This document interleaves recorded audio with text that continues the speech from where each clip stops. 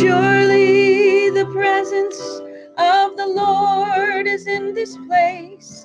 I can feel God's mighty power and God's grace. I can feel the brush of angels' wings. I see glory on each face. Surely the presence of the Lord is in this place. Surely the presence of the Lord is in this place. I can feel God's mighty power and God's grace. I can feel the brush of angels' wings. I see glory on each face. Surely the presence of the Lord is in this place.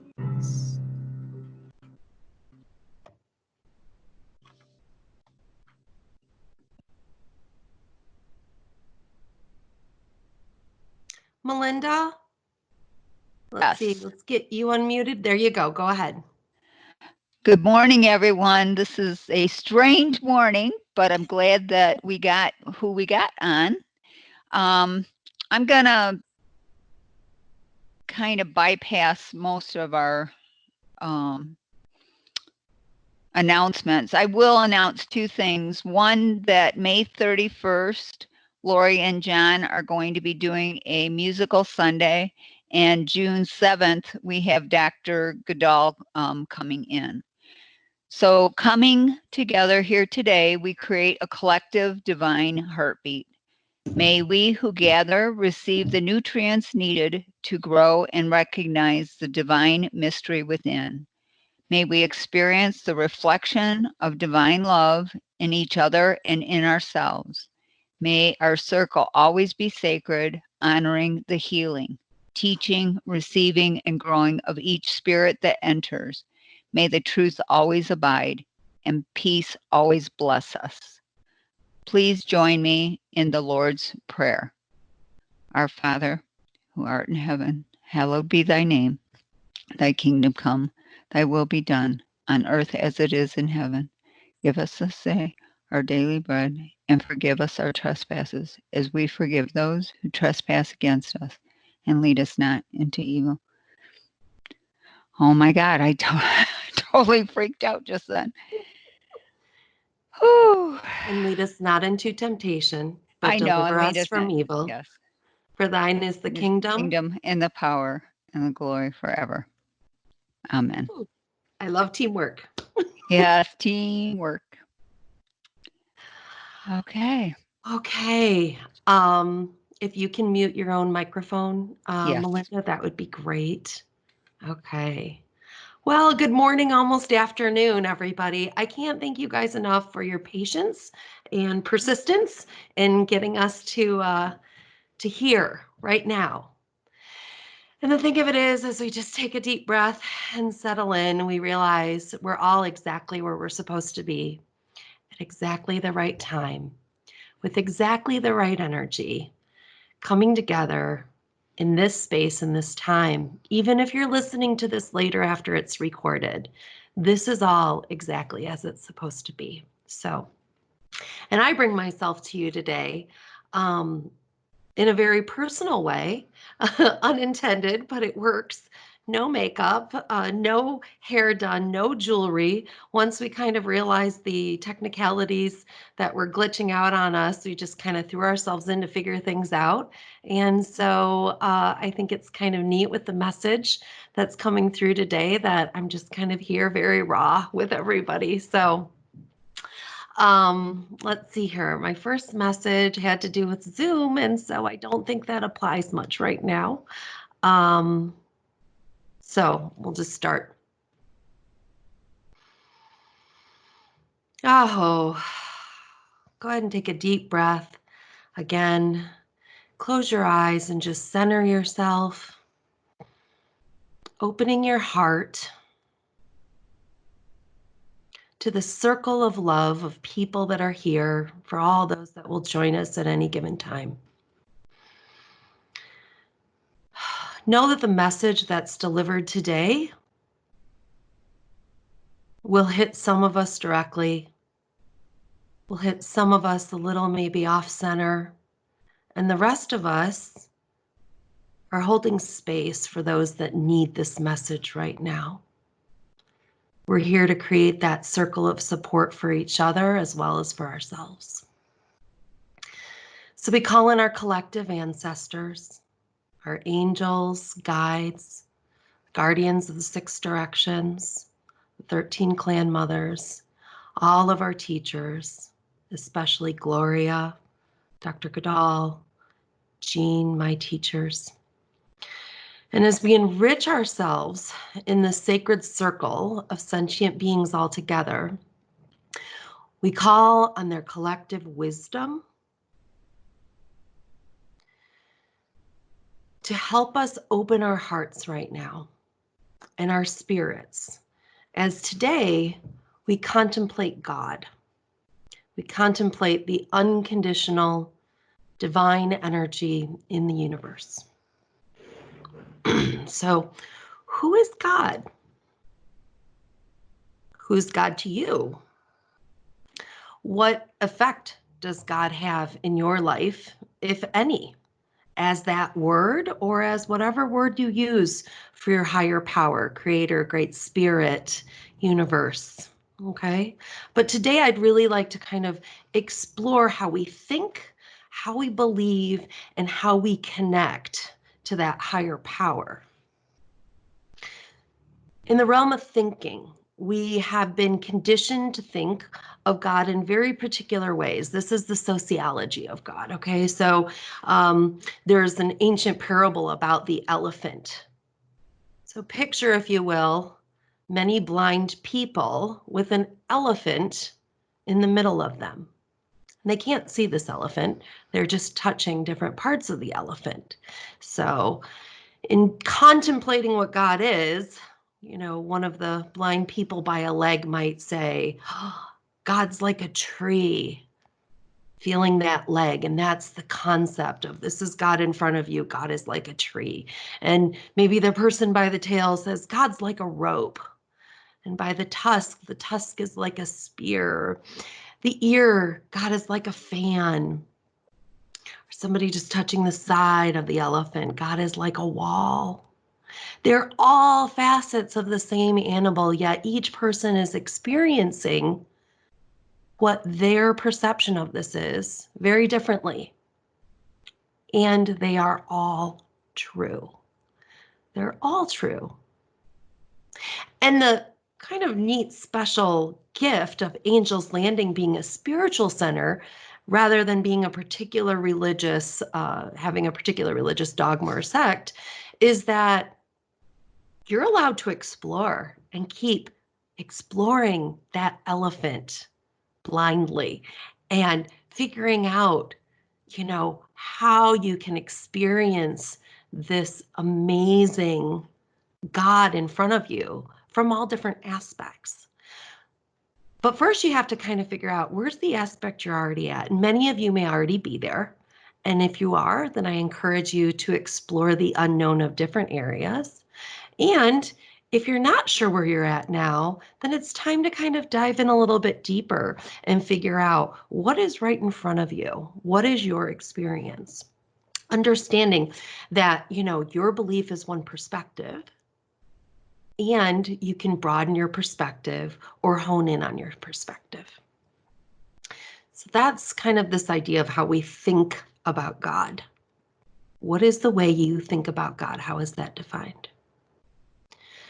Now we move into the philosophy of God and we talk about belief and what we've been taught, what baggage we're carrying, what belief systems have already been ingrained in us, and to kind of revisit those and say, does this still resonate? Is this still where I'm at?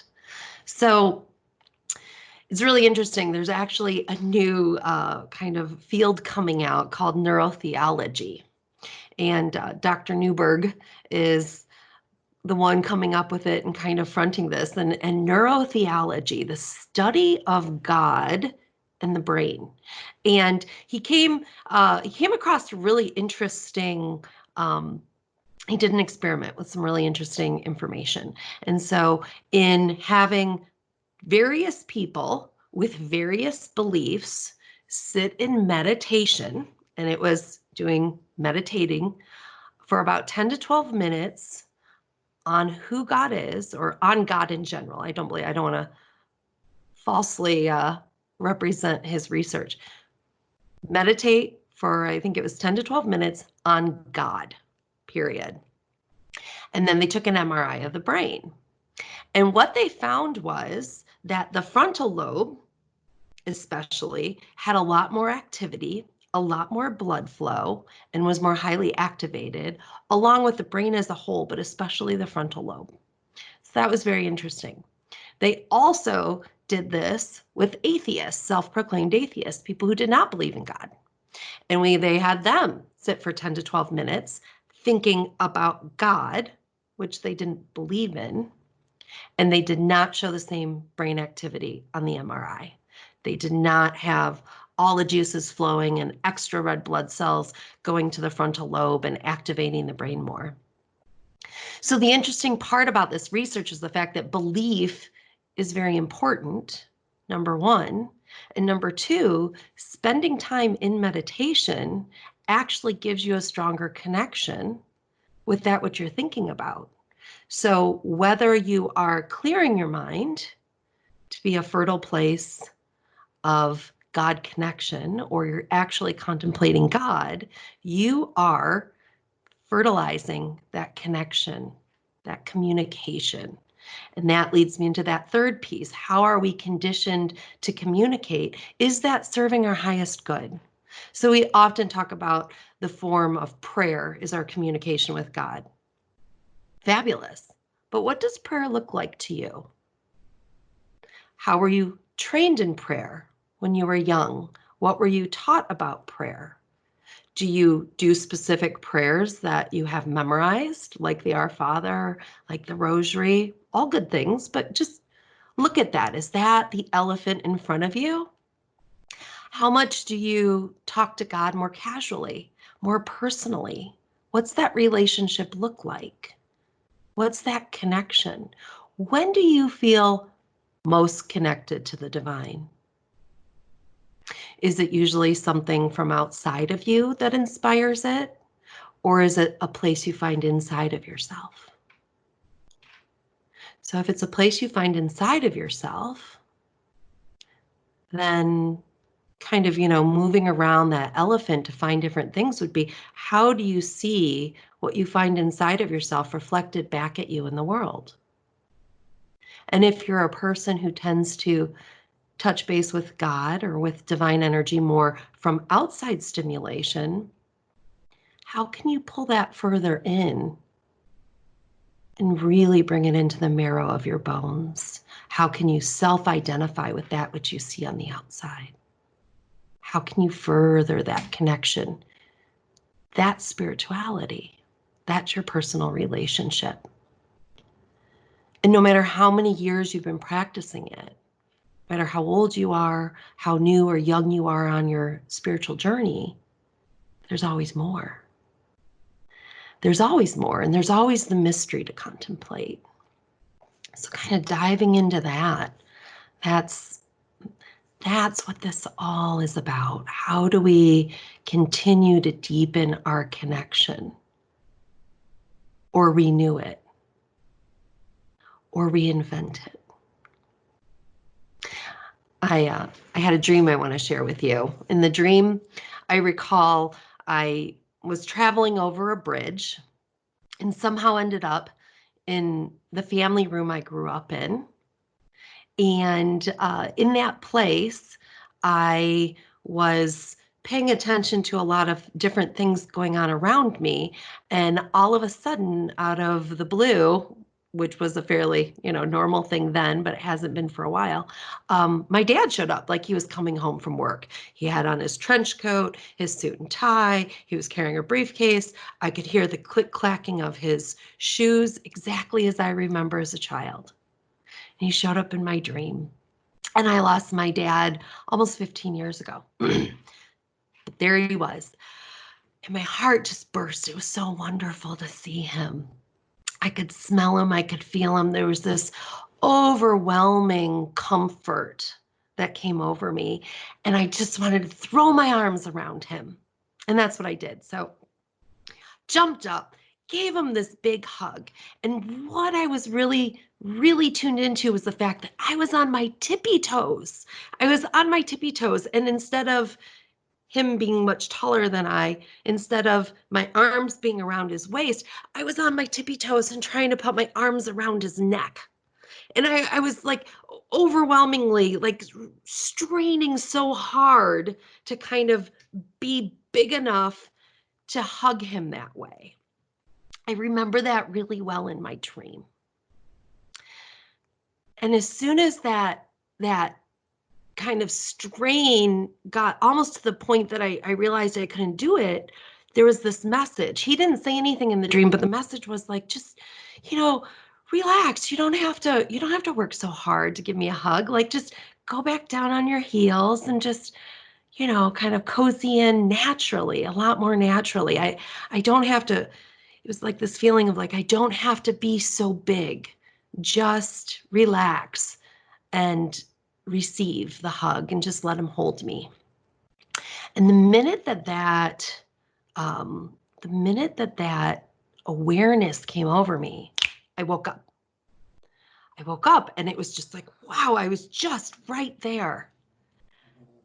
And I had this amazing kind of message or presence come into me that made me realize that that wasn't really my dad in the dream. It was God. And I was trying so hard and he was just saying, relax, I got you. Just receive this. Don't try so hard. And it was just so amazingly clear to me what that message was and that it was God. And that reminded me of the book, The Shack, which was an incredible book for me, by William Paul Young, I believe. In that movie, in the book, what was really neat was that God kind of showed up the way Mac, the main character, needed. So God showed up as a nurturing woman when he needed nurturing. God showed up as this Native American father figure when he needed that kind of strength, when he needed that kind of support.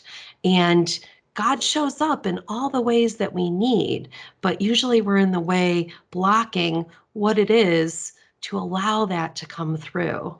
So what a blessing and a gift to me that in that dream and after the dream that followed through, and it was like, oh my goodness, all the things I had been struggling with in my life at that time really needed kind of a father figure to let me relax into knowing that I had support, knowing that I had strength, knowing that I had all that without trying to be so big, without straining on my tippy toes, that I was allowed to just come back down into myself and receive that kind of love and support that's always waiting for us.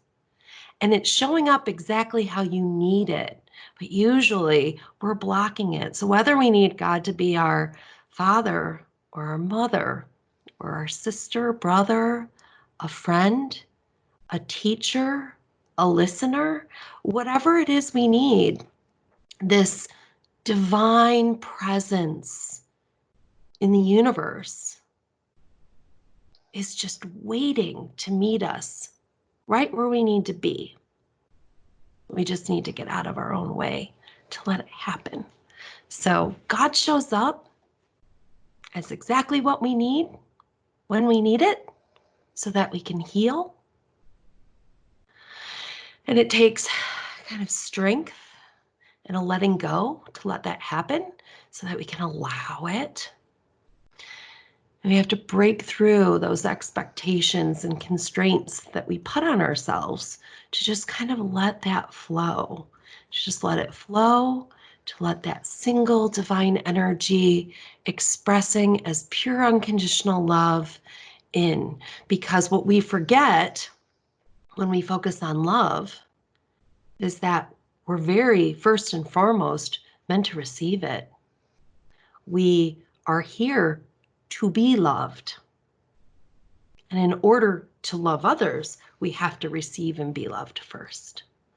And so, regardless of where you are on that elephant, this is the heart of it. The heart of it is allowing yourself to be loved unconditionally and divinely, and just allow that to resonate.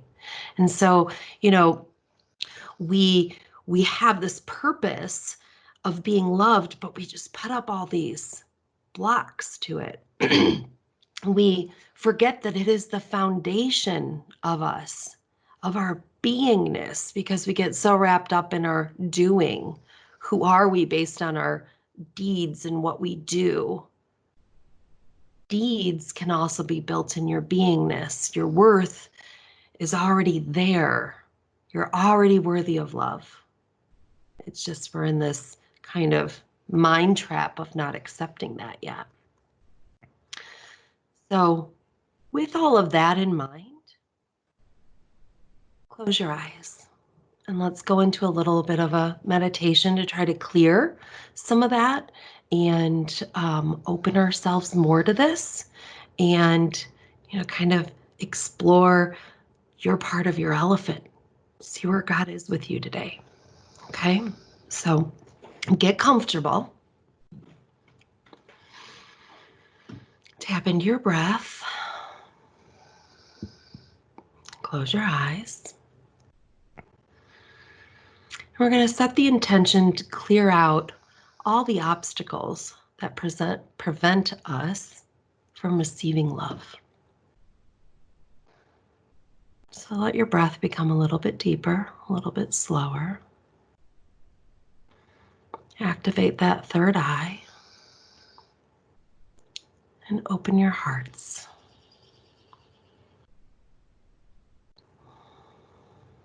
Bring that breath into your heart space. Let it become warm, relaxed, and easy. And so we're going to start with recognizing our own legacy of brokenness. Our legacy as humans, egoic humans, karmically passing on that cellular vibration of brokenness. Recognizing that some of it is ours and some of it is that which we carry for others. And if it's in your highest good today, we're going to clear that and let it dissolve. So for right now in that heart space, see where your consciousness can identify where you're hurt. Maybe where you struggle. Where is it that you might be suffering?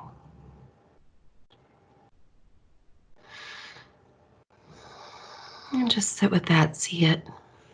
Expose that to the air, to the divine, to God. Just bringing it to light, out of the shadow.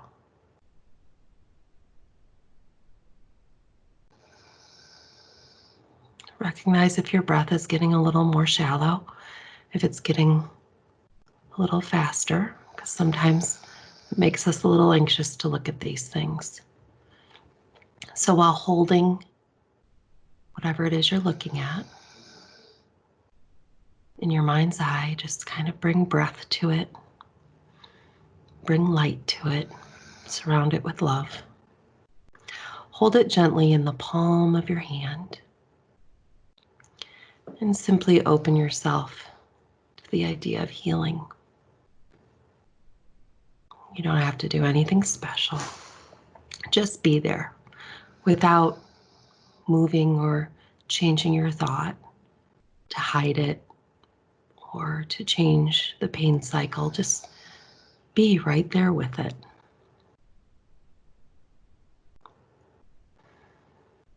Breathe into it. Your breath being the divine breath. With your breath, you're offering it up to the divine simply by lifting your hands in your mind's eye, letting go of the need to control it anymore. Truly surrendering it, releasing any conditions so that you can really connect with your breath, with your soul, with your own divine nature, with God. Drop your struggle. Drop your inner resistance to what is. Drop preference.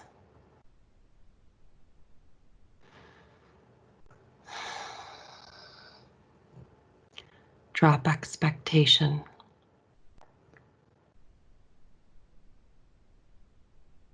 Drop judgment.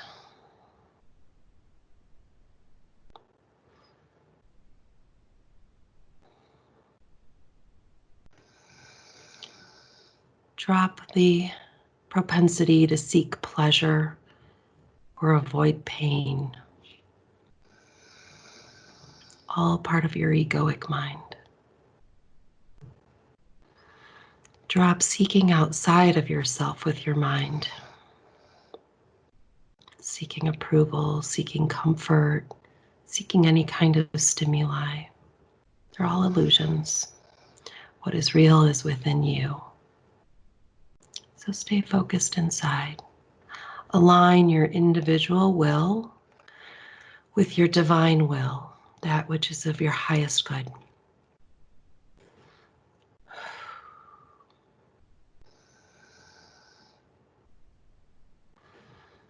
I'm going to say that one again. Some of us are having trouble shifting there. As we surrender, we breathe into the idea of allowing our individual will to line up with the blueprint of our divine will, that which is in our highest good. Surrendering what we think we want to going into the space of lifting us into everything we can be. Awakening the truth of who you are. Opening a new perspective of God today, a new dimension of connecting right here in this space of surrender. We are given such great power with the human mind, but the proper wisdom in knowing how to use it can only come through this divine alignment. So our power is there. We need to ask for the wisdom to know how to align it. That's our communion with God, with our own divine nature. We are not created to do it alone, or live alone, or to be separate.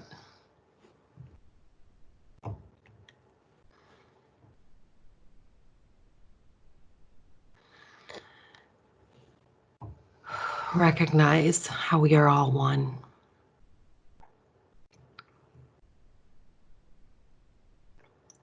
We are in nature, a part of it, not separate from it. And when we align like this, we are in sync with universal energy, with love, with God. We are living sacred in the circle. So much of that circle that we don't even know or have explored yet, just like the elephant, but we are a part of it. It's all one. Oh.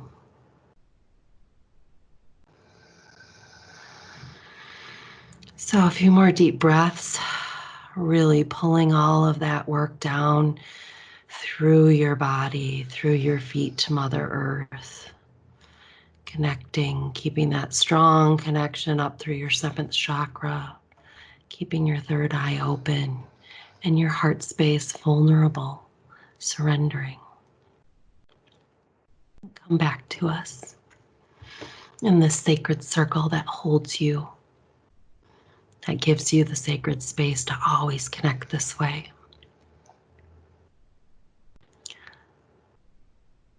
And so, how is it that we can pull this into our everyday moments? How do we bring this sacred living outward? So we have our sacred inner living and our outward. This is where ritual comes in. This is where statues, altars, rosaries, malas. We create the sacredness around us to trigger and remind us how to go back inside, how to stay connected this way and weave that sacredness throughout our lives. In the everyday mundane, we can make that sacred. All the way into our meditative spaces that we intend to make sacred. So I encourage you all, whether it's to have a little altar in your home or to simply have statues that might remind you, like we have a lot of Buddha statues around our home because that image clicks me into my sacred. It's not worshiping a god, it's reminding me in every room who I am and what the expression of myself should be.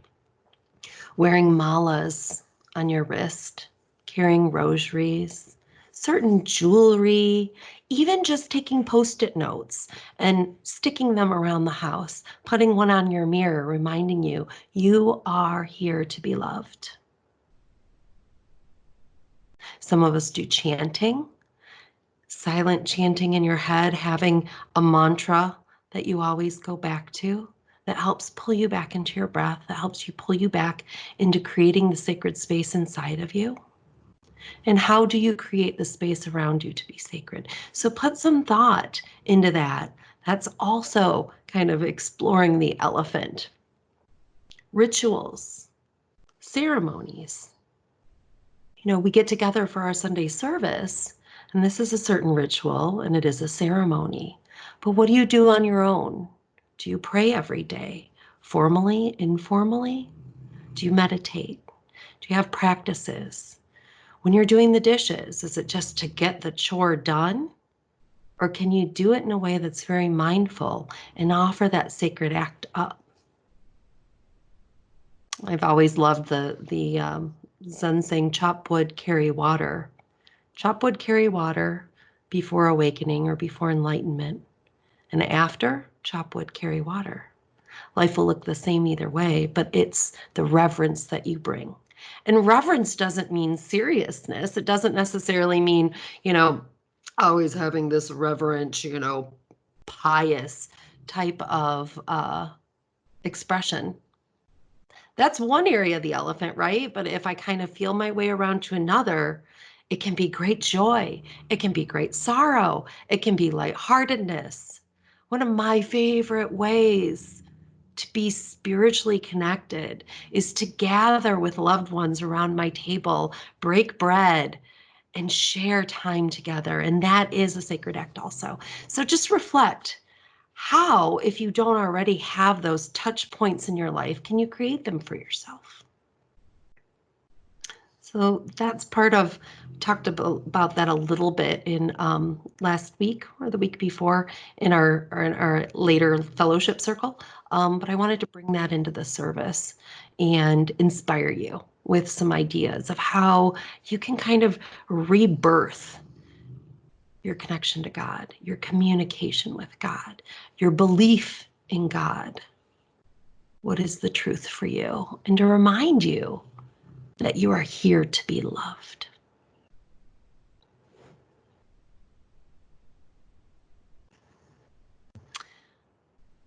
We're going to go to Lori for a song, and then we'll come back to me for a blessing, okay?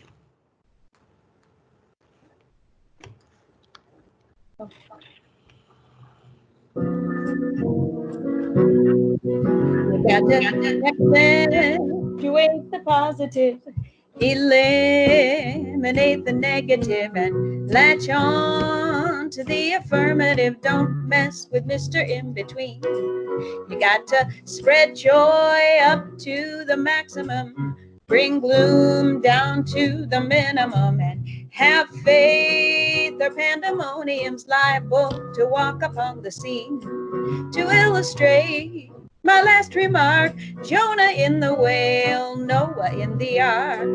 What did they do just when everything looked so dark? Man, they said you gotta accentuate the positive, eliminate the negative, and latch on to the affirmative. Don't mess with Mr. In Between.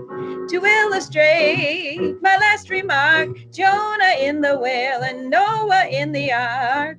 What did they do just when everything looked so dark? Man, they said you better accentuate the positive, eliminate the negative, and latch on to the affirmative. Don't mess with Mr. In Between. Don't mess with Mr. In Between. No, don't mess with Mr. In Between. Beautiful. Thank you so much. Thank you, Lori. Thank you, John. Perfect message. I love it. I love it. So we'll conclude with a blessing. Call forth in your heart any names that you know we need to pray for right now.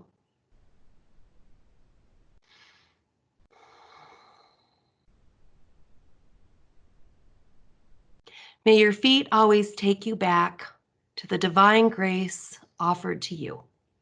May your heart always be open to receive love. May your mind and spirit deeply trust the divine wisdom offered to you, and may your ears always be open to hearing it. May your belief be greater than your doubt, and may your personal connection remain strong with the Creator. May all beings choose to experience divine grace and unconditional love, especially in times of hopelessness and grief. May all of our hearts find gratitude with every sunrise and peace with every moonrise. Walk sacred, talk sacred, live sacred. Aho. Lori, I'll do our closing song now with John.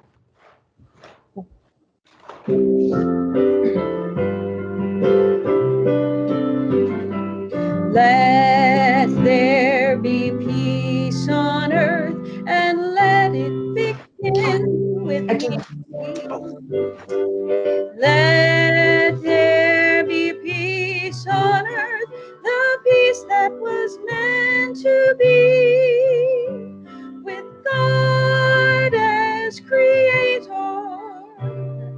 Family all are we. Let me walk with my family in perfect harmony. Let peace begin with me. Let this be the moment now. With every step I take, let this be my joyous vow, to take each moment and live each moment in peace eternally.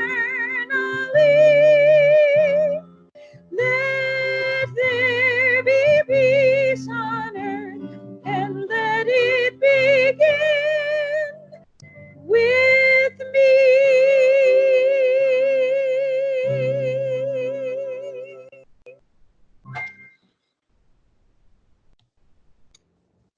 Perfect. Oh, Melinda, do you have closing remarks? Sure, I do. Thank you so much, Deborah and Matt, for, coming to the rescue during a Zoom crisis. I appreciate it, and it was a beautiful message today. I want to thank everybody that was able to make it today, and we would appreciate any emails with suggestions or even topics maybe that you would be interested in hearing Deborah explore. I don't know that, I don't know if it's possible if we should get together after this.